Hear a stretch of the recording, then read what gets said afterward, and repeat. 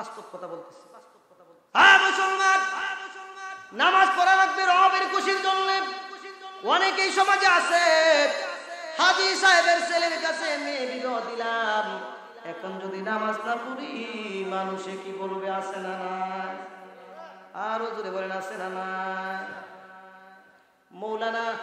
মৌলানা সাহেবের কাছে মেয়ে বিয়ে দিলাম, এখন যদি নামাজ না পড়ি মানুষে কি বলবে? মসজিদের পাশে বাড়ি বানাইলাম, এখন যদি নামাজ না পড়ি মানুষে কি বলবে? আসলে এটা আল্লাহর খুশির জন্য নামাজ পড়া হয় না। ও মুসলমান, তাহলে কি হয়? কি হয়? এটা শিরিকে পরিণত হয়ে যায়। শিরিক, জোরে বলেন নাউজুবিল্লাহ।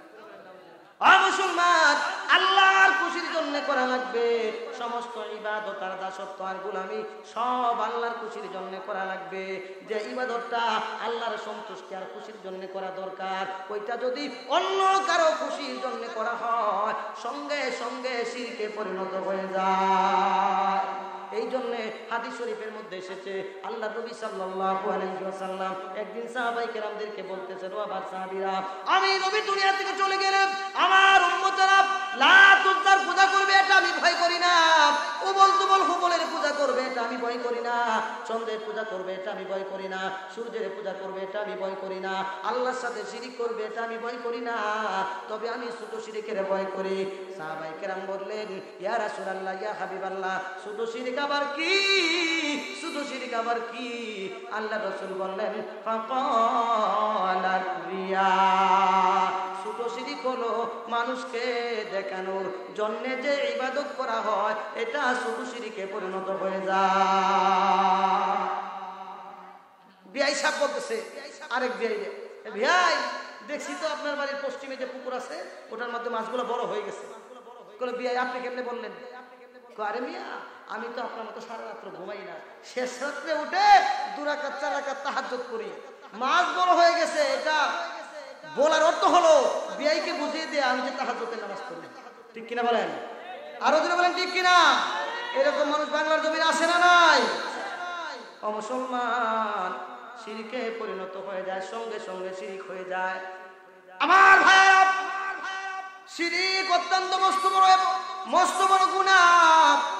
ইন্নাহু মান ইউশরিক বিল্লাহ ফাকাদ হারামাল্লাহু আলাইহিল জান্নাহ ওয়া মা'ওয়াহুন নার ওয়া মা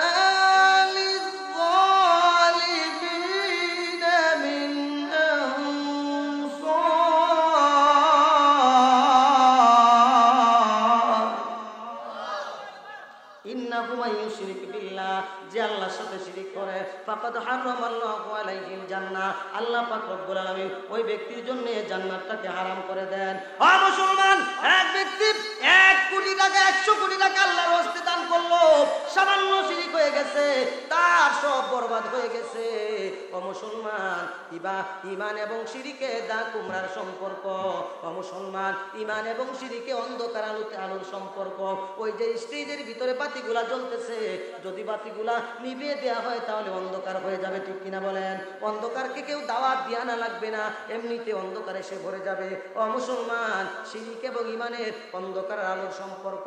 এই জন্য সামান্য শিরিক যদি হয়ে যায়, সামান্য শিরিক যদি হয়ে যায় তাহলে ঈমানটা নষ্ট হয়ে যায়। ও মুসলমান, এই জন্য শিরিক সম্পর্কে সচেতন থাকার দরকার আছে। শিরিক সম্পর্কে মুসলমানদেরকে সচেতন থাকা লাগবে। আল্লাহ রাসূল সাল্লাল্লাহু আলাইহি ওয়াসাল্লাম আরেক হাদিসের মধ্যে ইরশাদ করেন, ও মুসলমান, আল্লাহ নবী বলেন, ক্বালান নবী সাল্লাল্লাহু আলাইহি ওয়াসাল্লাম, ক্বালান নবী সাল্লাল্লাহু আলাইহি ওয়াসাল্লাম, ইয়াতি আলান নাসি জামানুন ইয়াজতামিউনা ফিল মাসাজিদি লাইসা বিহি মুমিন। আমার উম্মতের এমন একটা জামানা আসবে, এমন একটা সময় আমার উম্মতের আসবে, মানুষেরা মসজিদের মধ্যে একত্রিত হবে, একজন কেউ মুমিন তালাশ করে পাওয়া যাবে না। নাউজুবিল্লাহ বললেন না? কি বলেন? কথাটা লোড কত বড়, কথাটা লোড কত বড়। মসজিদে গেছে মুসল্লি, একজন কেউ ইমানদার তালাশ করে পাওয়া যাবে না। ও মুসলমান, এই জন্য আমাদেরকে শিরিক থেকে বেঁচে থাকা লাগবে, শিরিক করা যাবে না। আমি আমার বক্তৃতায় প্রায় সময় বলে থাকি, হিন্দুদেরকে খাইলো মা আর মুসলমানদেরকে খাইলো বাবা। ঠিক কিনা বলেন? অমুক বাবা, তমুক বাবা, তমুক বাবা, তমুক বাবা, আছে না নাই? কি বলেন, আছে না নাই?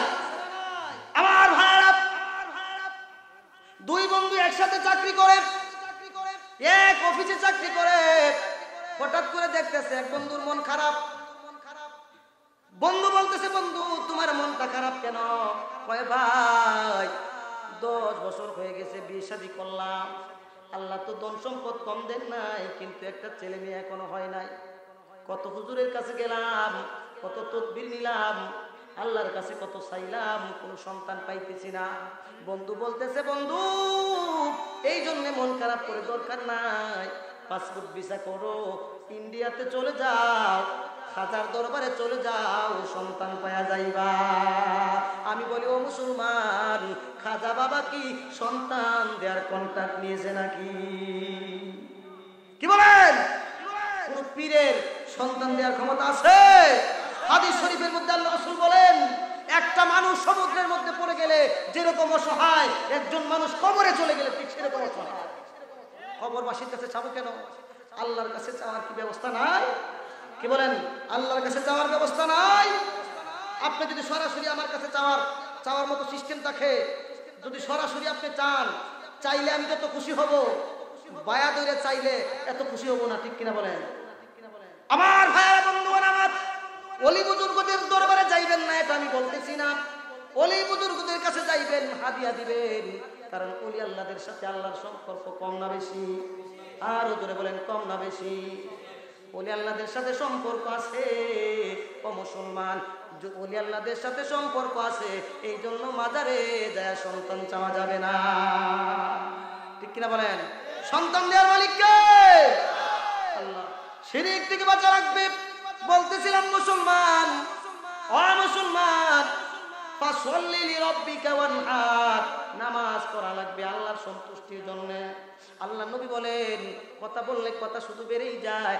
আল্লাহ রাসূল বলেন, আমার উম্মতের একটা জামানা আসবে, এমন সময় একটা মানুষ ইমানদার মুমিন অবস্থায় নামাজের মধ্যে দাঁড়ায় যাবে মসজিদের মধ্যে, আর মুশরিক অবস্থায় নামাজ শেষ করবে। মুসলমান, এটা আবার কেমন কথা? নামাজের মধ্যে দাঁড়ায় গেছে মসজিদের মধ্যে, আল্লাহর সন্তুষ্টির জন্য তাকবীরে তাহরিমা বেঁধে নামাজ পড়া শুরু করেছে। এমন সময় ইমাম সাহেব ওনার পাশে দিয়ে এসে বসছে, অথবা কোনো মৌলানা সাহেব পাশে দিয়ে বসছে। বসার পরে মৌলানা সাহেবকে দেখবে কি দেখবে না? কি বলেন? পাশে বসলে দেখবে কি দেখবে না?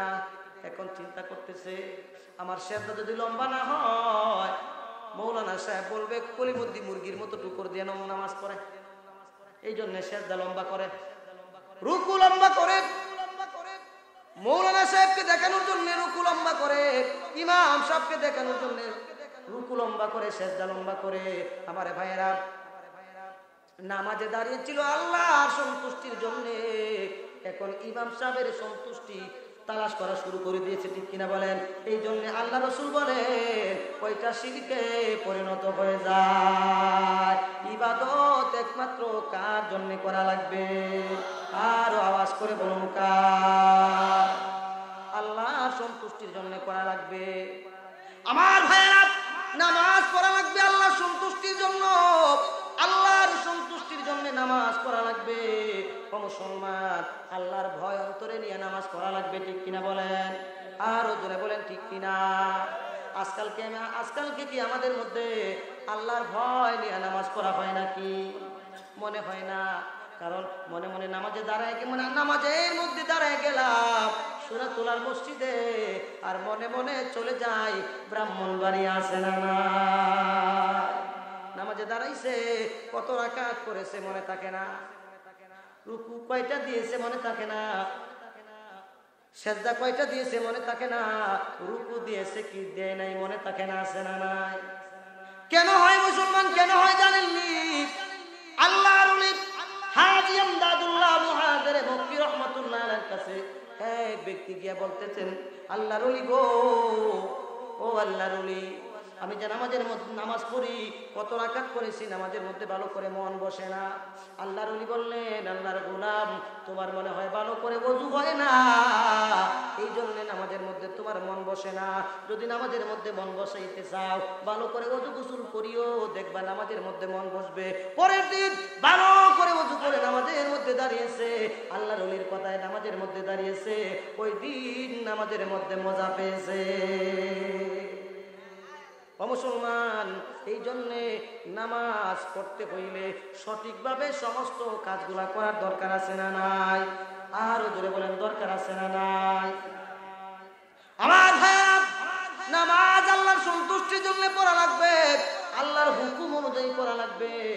আমার ভাইরা, আজকে আমরা আল্লাহর সন্তুষ্টির জন্য অনেকেই নামাজ পড়ি না, রুকু সেজদা সঠিকভাবে আদায় করে নামাজ পড়ি না, খুশু খুজু সহকারে নামাজ পড়ি না। এই জন্য দেখা যায় নামাজও পড়তেছে, সুদও খাইতেছে, আছে না নাই? আর জোরে বলেন, আছে না নাই? সবাই বলেন, আছে না নাই? নামাজও পড়তেছে, হাওরে যায় পরের ক্ষেতে রাইল টেনতেছে, আছে না নাই? নামাজও পড়তেছে, গরু দিয়া পরের হাওরের ক্ষেত কামাইতেছে, আছে না নাই? এমন নামাজি বাংলাদেশে আছে না নাই?